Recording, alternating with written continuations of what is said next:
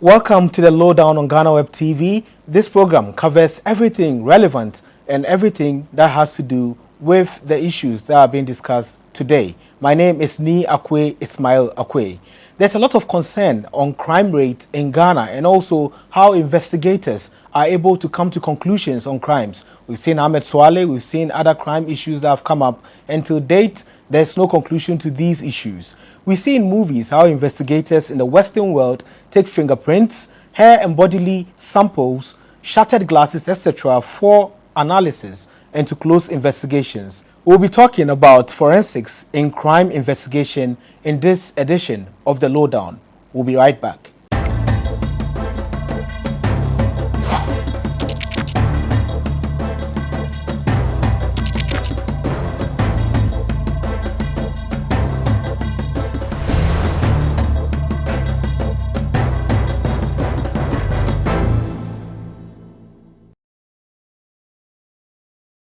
You are watching the Lowdown. My name is Ni Akwe Ismail Akwe.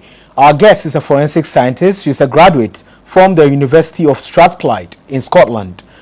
Welcome to the Lowdown, Nana Adjoa Frema Fiakpui. Thank you for having me.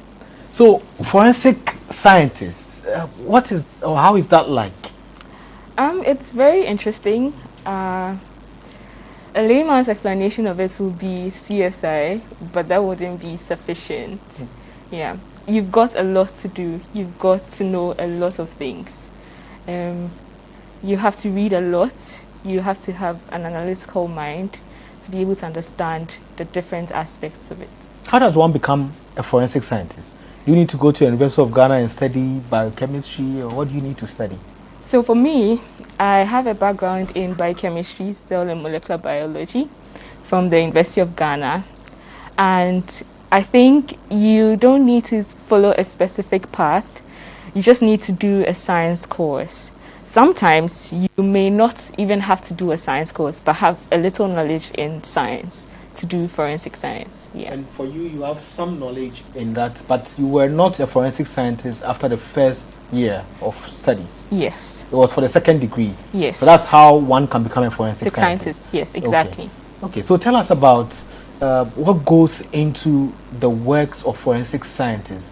I know you just graduated from the university in Scotland and you did some work around forensic science to get to where you are right now. So what really goes into the work and what kinds of forensic science is there?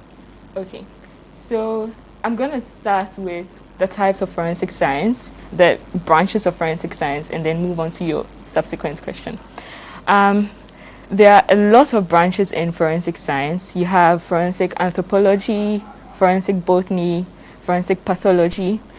Basically, anything that has a scientific basis that can help in legal issues, you can attach a forensic to it.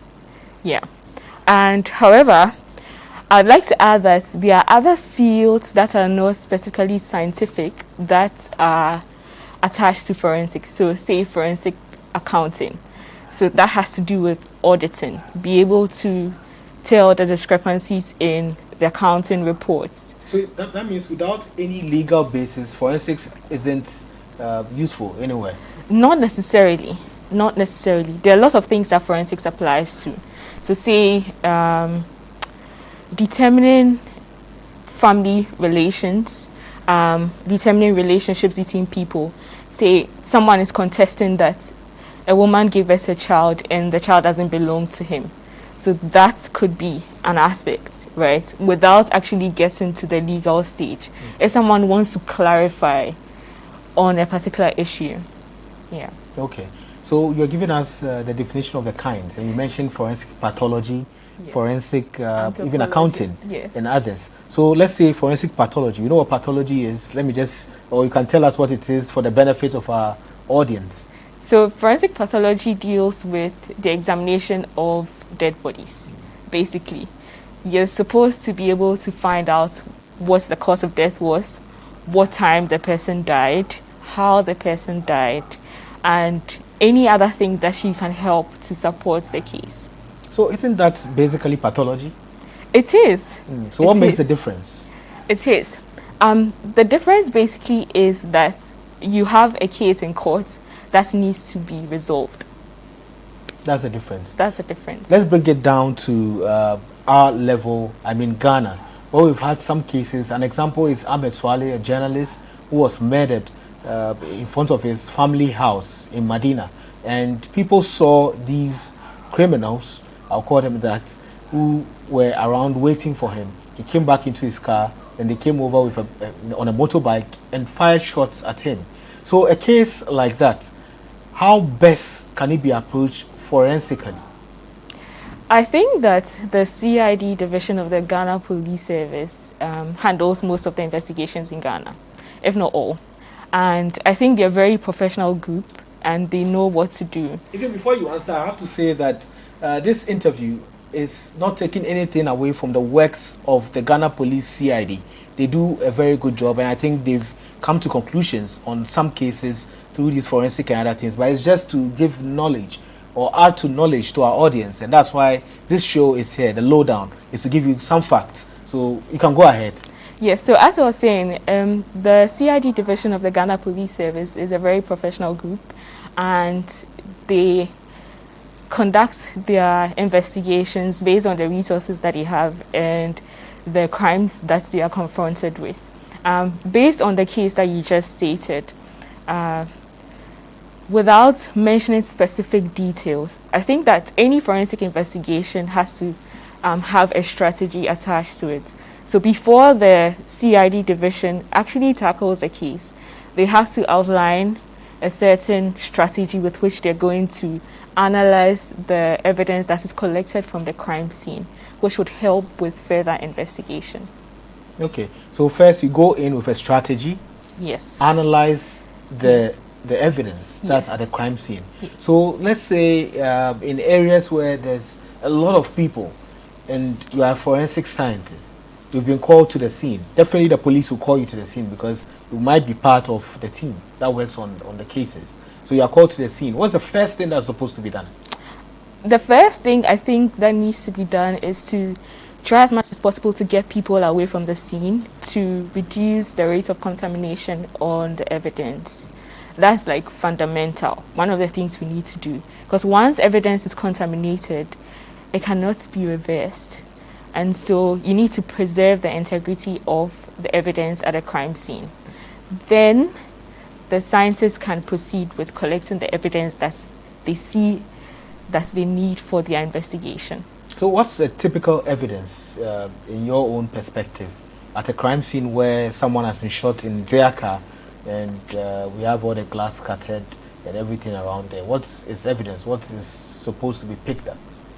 Okay, so for such an incident, you could be looking at bullets, you could be looking out for fingerprints, you could be looking out for footprints, if there are any, and this could be in cases where the area is muddy, so then you have a footprint that has been left by one of the culprits. So those are the kind of things you look out for. Okay, but in CSI, which I know you said forensics has nothing to do with CSI, or it does, It does, in a way. it does. Yes, it so does. we see people even taking, glass samples to see where exactly the first shot went through. They're able to take other things. Do you think that can be done in Ghana? Yes, I think that can be done in Ghana. Which machines will be needed to do such a thing? There are several machines. Off the top of my head, I can't mention any, but then I know that there are certain equipment that you need. There are certain types of glass that you need to reconstruct scenes. So yeah. It's about site reconstruction. Yes. So it means you have to envisage and see how the scene was before the crime actually took place. Yes. To be able to identify who might have done what at Yes, the time. exactly. Okay, so this is very interesting, and I'm sure our listeners, our viewers would want some more on that. We'll be back in a few seconds and we'll talk more about it after this break.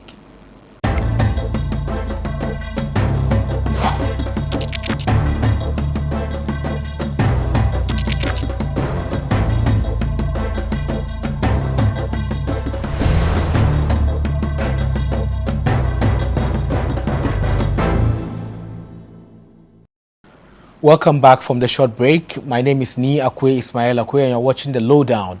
Our guest today is Adjoa Frema Fiakpui, and she's a forensic scientist. So you're giving us an idea of what is done on the crime scene when there's a crime, and then forensic scientists come there. So they pick up some samples which they take in as evidence. So you said they have to reconstruct the scene and then, or the crime, and then be able to know what they would have to pick up. So how many of such agencies do we have in this country, if you have any idea? Yes, so for what I know, we have a forensics lab, which is run by the CID, and it is the only one in Ghana which serves all the 10 regions. And because of its infrastructure and its nature, it is the first of its kind in West Africa. So anybody can access it if they need any forensic examination to be conducted. Okay. So it means you don't need to be given an order from the court to be able to go seek their services? Yes, not necessarily. So as you said earlier, maybe people want to know if a child is theirs or not. They can go to the CID and use that service to see if indeed they have the children or not. Yes, actually, that's possible. And if I may add, also there are hospitals that conduct these kind of tests and private laboratories that also do these kind of testings. So we call those ones to forensics? No, I wouldn't say they are forensic labs. I would say they are med labs. Okay. But then they conduct some of those tests that are conducted at the forensic labs. And how many forensic scientists like you do you know? I cannot give a specific number, but I'd say that there are more now than there used to be 10 years ago. So. Okay. And they are private or they are police men or already in security agencies? I wouldn't be able to tell. Okay. I wouldn't be able to tell. And how many of you or Ghanaians like you were in your school in Scotland? So it was just me. I was the only Ghanaian in my class. Oh, and how was that like? It was interesting. It was interesting. Was it a huge class? Yes, we were 55 for the entire class. And you're the only Ghanaian? I was the only Ghanaian. And what did you learn from there? I mean, what went into your thesis? What did you work on? Okay, so we looked at a scientific approach, a scientometric approach to analyzing literature review on explosives as an evidence type. And what we basically wanted to do was to determine what kind of research had been conducted on explosives over a period of time. So we looked at, the period was 1990 till date, and we're trying to see if there were any gaps or any loopholes in the research that is being conducted on explosives. My research was part of a collective research on different evidence types. So I worked on explosives, other people worked on firearms, other people worked on fiber, other people worked on glass. So collectively we added our thesis together, and we're planning on publishing a manuscript, yes, which has been submitted. This is quite interesting because our country has not had any major issues when it comes to explosives. And we know during Kwame Nkrumah's era was a bomb explosion, and there have been some other few bomb explosions. But currently there is a proliferation of arms and weapons. Who knows? Explosives could be one of them, and we would need somebody who could help us know exactly how the explosives or exploded. I mean, how they came about and all of that. And I'm sure you will be of help in that area. Do you have any interest in working with us in this country? Yes, yes. If my help is needed, I would gladly give it. Okay. So what are some of the biggest forensics cases, I mean successes, that this country or even the world has ever achieved from your studies? Okay, so one that comes readily to mind is a case that occurred in Tamale. This was in 2006, and a man named Mr. Emmanuel Asante was accused of having impregnated a student, and he was imprisoned, and his sentence was for 15 years. He had served 12 out of the 15 years, and so around that time was when forensics was coming to the limelight. So then he was able to be exonerated on the basis of forensic examination, and it was found out that he actually didn't impregnate the students. So this is one of the cases that puts forensics on the map in Ghana. But isn't it just a DNA test that could determine that? Yes, exactly. So the DNA test is what they did? Yes. And okay. Yes. And that's one forensic success in the country. Yes. So what about crime? I mean, that was also a crime in case it's defilement or rape. Yes. I don't know which one. Yes. But what about other crimes like, gunshots and other things like that? So for what I know, I'm not too familiar with the cases now, but then the case I just gave you is a classic example of one of the cases that forensics has helped resolve.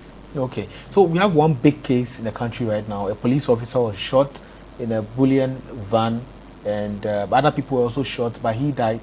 And all of us saw the video because people were around taking shots of the video, and you could see the people all over the crime scene trying to pull the policeman out of the vehicle and trying to help other people who were in the bullion van. So such an incident, did you see the video? I did. So what did you pick out of that video? Okay, so on watching that video, I was really alarmed by the nature of the crime and the account that was given. For those who don't have any knowledge of the interview I watched, I'd like to give a brief explanation. And so this account was of a primary eyewitness, and he stated that when he got to the scene, he realized that the driver was unconscious and the policeman had died, and so he quickly rushed to help the driver. Also, he stated that he picked up bullets from the floor, which he tried to secure for the crime scene investigators, which I found very alarming. I'd like to say that in as much as we try to help the police in their work, we should be mindful of our actions, the way our actions contaminate our crime scenes. And this could indirectly cause us to lose valuable evidence that could help solve cases. So picking the bullets was the wrong thing to do? Yes. What about helping the policeman or the injured person in the car? That's an excellent thing to do. What I'm saying is, if no one is in critical danger of losing their lives, please try to refrain from interacting with crime scenes. Yeah. Possibly you could exchange trace evidence that could be used against you. But how can you get the people to understand this? Because people are alarmed at that moment. Nobody is thinking of rules. Everybody is thinking of saving someone or getting in there in the action. So how does this work even in Scotland? Okay, so in Scotland, the police service have police officers that are designated to looking at crime scenes and working on crime scenes. So they have adequate training and knowledge about how to go about it. And their emergency response services are good. They work really well and efficiently. But in Ghana, I would like to say that unfortunately sometimes our emergency response services don't work adequately. So then we residents around the cases, around the crime scenes, have to step in to help people. Okay, so the residents are stepping in to help people. Yes. But you are saying that unless in some exceptions, it's not the right thing to do, to get into the crime scene, unless someone is really in need of help. Yes. Or in danger. Yes. So how do we go around this situation? Is it education, or what can be done around it? Yes, the first thing is education. I think we need to get out a lot of information about forensics, its role in the criminal justice system, and the benefits that come with using forensics as a tool in our criminal justice system. Also, if we have programs that are developed, programs in our tertiary institutions that are developed to help other people who are interested in picking up a career in forensics, then we are widening our net in educating ourselves, our families, our children, and possibly the future generation. I'm happy about the first point, that we need to educate people, and that's why we have you here to help us educate people about forensics and how helpful it will be to the criminal justice system. Yes. So the justice system, how often does it rely on forensics to be able to come to the conclusion of a case? Because we know that there are so many people in jail in Ghana here. Even let's put DNA aside. So many people have been jailed, some for some frivolous offenses, which indeed they didn't commit. And they've been in jail for years and they are still saying they are innocent.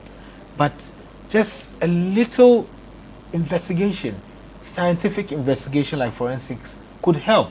So how is the justice system supposed to play out? I mean, to work with the forensics department of the police and other services like that?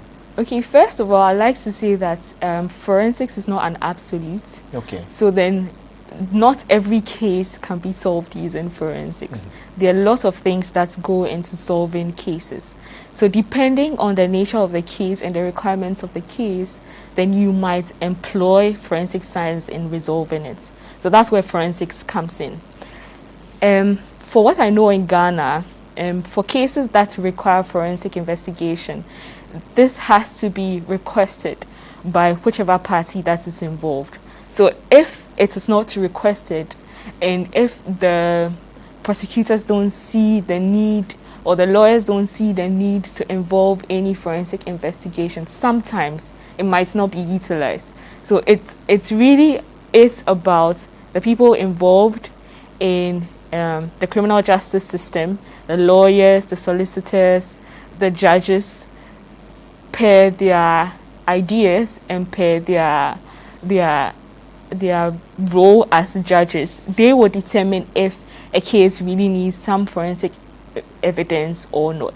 Okay, so the other issue that came up, I mean, the killing of one activist in Adjoa. I'm sure you are following that incident as well. Yes. Could forensics help in solving that murder as well? Yes, to an extent. To an extent.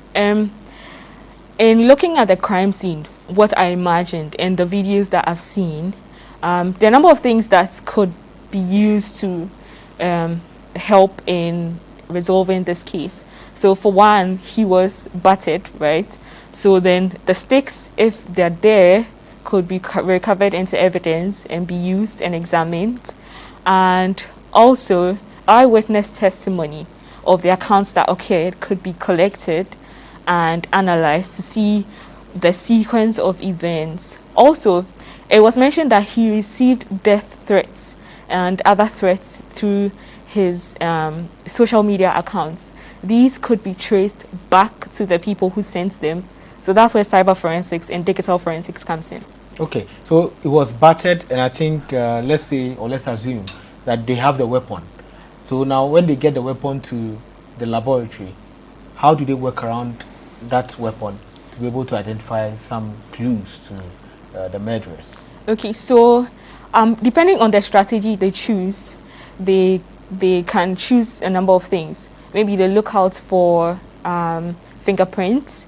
They can look out for if their DNA profiles that are available, which are not necessarily the victim's DNA profile, to find out which other people were there. Those are the main things I think they can use to solve this case. So how can they get DNA from, let's say, a piece of wood? Okay, so DNA is transferred through many things, okay? So even your skin cells follow all the time. So say he picked up the stick, probably some of his skin cells were deposited on the stick. Also your fingerprints leave some residues like oils aside the print itself, which can be examined to determine your DNA. So it means no matter what, you can find something.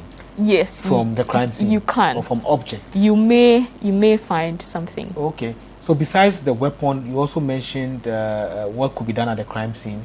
So you mentioned another thing. Cyber forensics. Yes. So cyber forensics. So how can they work around that as well? So that can be used to find out who was sending such threats to him before he died, and what the person's role is in the murder of this activist. So isn't that just going into his Facebook account to see the messages he's received? Is that you know how IT works, right? Yes. Sometimes people try to hide behind certain things to send people messages. So, yes, it may take just a little more than just going to his social media account and finding out those people. So it means IT experts could also be forensics support in a way. Exactly. And it all comes down to forensics. Yes. Okay. So now let's talk about career, the forensics career. Is it a man's world? No, it isn't. It's open to everyone. So you know a lot of women who are in the forensics business? I had most of my lectures being female, yes, in their forensic sciences. So. Okay. And does it pay so well? Or it's good. It's just like medicine? It's good. I won't say it's like medicine. Depending on what you do, you would have some remuneration for it. So okay. Yeah. So I'm saying this because I know a lot of women and a lot of young girls will be watching us, and some will be inspired and interested in the field. So this is an opportunity to also let them know exactly what it is and encourage them to be part of it. You're already saying that we need to have programs where young women, young children or young kids are taught that there are such careers that they could pick up and learn from. Yeah. So what would you say to young people watching us? I think that if you have a passion for forensic science, absolutely pursue it and don't let anything stop you. It's an exciting field. It can be tiring, it can be stressful, but it's worth it. And if that's what you really want to do, I think you should pursue it. And you know, we have a country where every kid wants to be a doctor or a lawyer or a journalist because they see them always on TV, or other careers that are around them. And until I met you, I can't point out to even a single forensic scientist. So how can the kids say they want to be forensic scientists when they've not met people in that field? Isn't that more of a disadvantage? Yes, that's why I was talking about education earlier. That if we're able to institutionalize our forensic science programs in the tertiary level, in the secondary school level, even have programs outside of our educational system where these kids can have access to this information about pursuing a career in forensic science, that would really help. Do you have any program currently running? Not yet. Not yet. Okay. Yes. So how did you know or hear about forensic science? I used to watch a lot of CSI and a lot of Booms, and that's where I picked up the interest. And growing up, I didn't like people being accused of things that they didn't do. So basically, I didn't like people suffering injustice. So that's how come I got interested in forensic science. And did anyone advise you on how to go about it? Yes, I got a lot of advice from my dad. Okay. Yes, he's into security, but that's physical security. Okay. And that really helped. Okay, so he taught you where to go and how to go about it? Not necessarily, but he opened my mind to all the options available if I wanted to pursue a career in forensic science. Can you share some of these options and what others could also do? Okay, so one, for instance, is what to do in the university, my first degree. I actually didn't know what to do. I thought medical school was it. Like, when you do science in the senior high school, then the next thing is to become a doctor, because I'd always wanted to become a doctor when I was younger. But then growing up and watching these series and movies, I realized that there was something else in the scientific field that wasn't being explored so much in Ghana. And I was very interested and intrigued by it. And so applying for my first degree, we decided that, okay, we would try and find a course, a science course that can directly feed into forensic science. So that's one of the ways. So first is science course, and you specifically chose biochemistry. Yes. Because that could help you pursue forensic science. Yes. Okay. So it means you knew what you wanted to do from secondary school. More or less. So it means that if any child, anybody wants to pursue forensic science, they need to know that they need to come to terms with what they want to do earlier before they even go for their first degree. Yes. But can anybody who is not in the sciences pursue forensic science as a second degree? Yes, actually. It's not just scientific. As I was talking about earlier, there's cyber forensics, there's forensic accounting. So you don't necessarily need to restrict yourself to forensic science, which deals with scientific principles, yes. But then you can be interested in other things like forensic accounting, cyber forensics, detection of identification, so facial identification and recognition. That's an aspect of forensic science that is not being explored a lot here in Ghana. Yeah.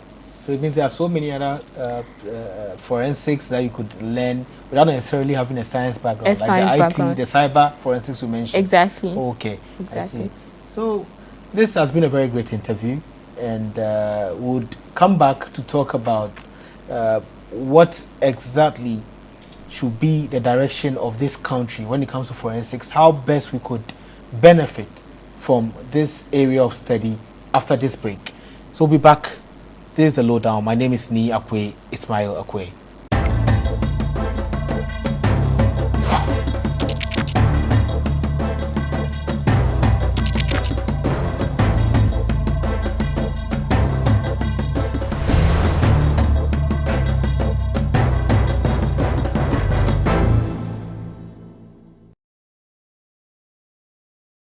Welcome back from the short break. My name is Ni Akwe, Ismail Akwe, and you're watching the Lowdown.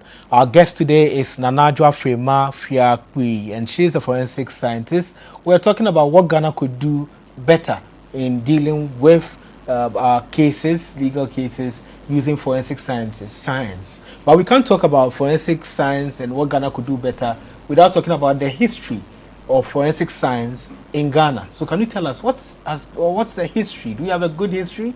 Or it's really a bad, murky one? So forensic science has been around for a while. So in 1894, the Ghana Police Service was set up, which was known as the Gold Coast Police Service.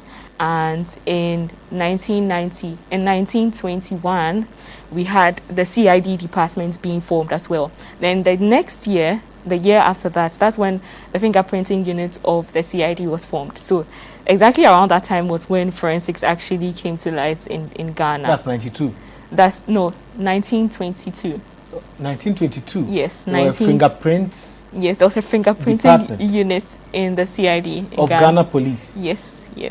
Well, that's quite interesting. Yes, and so coming down to recent years, after the independence, then the Ghana Police was changed. The Gold Coast Police name was changed to Ghana Police because the country had gotten the name Ghana.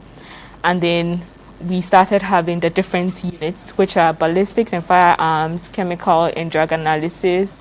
We have document examination units, and then we have the DNA examination units. And then we have these available to the public. And there's this really nice place at Kaukudi where the forensic lab is located. Yeah. Okay, so that history is quite interesting. It means that we're able to do all these things even before independence. Yes. But how come the public didn't know much about this? And also we've had certain cases where you see everybody screaming from the back saying, why are they not taking fingerprints? They could do this. And I know CSI is one of the main reason why people say that. So you're saying 1922? Yes, 1922. Wow. This is quite a rich history, and we'll be talking to the police about this to see what they do. But normally they don't take us through some of these things because of security reasons. Yes. Because if people know, then they could also destroy evidence right after the crime. Yes. Yeah. So what can we do better now with all these tools and sciences in our possession? I think the main thing now is education. That's like the major thing. Once people get to know about forensic science, what it is, how it works, the careers they can pursue in it, then I think we are moving in the right direction. I think also if there are not any laws yet that have been put in place for the advancement of forensic science, I think that it would be really necessary for us to put those in place to help advance forensic science in Ghana. Also, if I know for the UK where I studied, they have regulatory bodies just for forensic science, and I haven't seen any of that in Ghana. there could be a possibility of setting up one of that here so that it relieves the standard authority of the pressure of having to audit and deal with the forensic lab in Ghana as well. Yes, so those are the kind of things I think we should be looking at if we want to advance forensic science here. Yes, so do we have schools in this country that teach forensic sciences? Yes, so there are a number of them. There's one at the University of Cape Coast, so it has a department dedicated to forensic science. It has a course, an undergraduate course, which takes 4 years. And then for the Kwame Nkrumah University of Science and Technology, there's an MPhil and master's program for forensic science. Okay. Well, I'm sure someone will ask, why didn't you do those ones? And then you studied biochemistry first degree before you moved to Scotland. So I didn't know of the forensic science course in the University of Cape Coast at that time. And I happened to have the opportunity to travel outside, so okay. I took it. Okay, yeah, that's very nice. Do you have any final words for us before we go? Yes, so I'd like to say that we all need to be conscious and proactive and see this as a responsibility to our criminal justice system, a responsibility to ourselves to ensure that we preserve crime scenes. So the next time you may encounter a crime scene, just keep in mind the things you have heard, the things you know, that you don't necessarily have to interact with the crime scene. You need to be able to judge if it's actually necessary to offer help. And in this case, I may suggest that in cases where people's lives are in danger, that is when you act. But if nobody's life is in imminent danger, then please do well to stay away. Try to be proactive in letting other people stay away from crime scenes to preserve the integrity of evidence. Thank you. So if nobody's life is in danger, stay away from the crime scene. Don't touch anything. Don't pull any dead body out. Just stay away for the investigators to do their work. So those were the words of Adjoa Frema Fiakpui. She is our guest on this edition of the Lowdown. It was very exciting, and you can watch us every Monday on all of Ghana Web's digital channels. My name is Ni Akwe Ismail Akwe. Stay safe.